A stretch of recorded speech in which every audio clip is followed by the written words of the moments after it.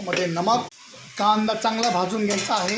कांदा चांगला भाजला झाकण मारून ठेवून द्यायचा। कांदा एवढा भाजलेला आहे, अजून भाजायचा आहे। अजून कांदा भाजला की त्यात टाकायचे टमॅटो।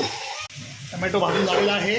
आता आपण त्याच्यामध्ये टमॅटो टाकूया। कांदा भाजून झाला आहे, टमॅटो टाकायचा आहे आणि टमॅटोला पण पूर्ण मस्तपैकी भाजून घ्यायचं, थोडं विरघळून घ्यायचं। त्याच्यामध्ये मसाले टाकायचे, मसाले हळद, मीठ, मसाला, काश्मीरी मिरची पावडर, कश्मीरी लाल मिरची, हळद, मसाला, मसाला घरचा सगळं टाकून आणि अद्रक पेस्ट पण थोडी टाकायची अगोदर कांदा भाजताना।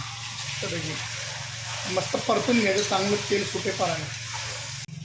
टाकायचं आहे चिकन, मॅरिनेट केलेलं चिकन, हळद, मीठ, मसाला, अद्रक पेस्ट, दही टाकून मॅरिनेट केलेला आहे। गरम मसाला सगळं टाकून मॅरिनेट। तर आपले चिकन झालेले आहे तयार। आता याच्यावर कोथिंबीर। तर चिकन तयार।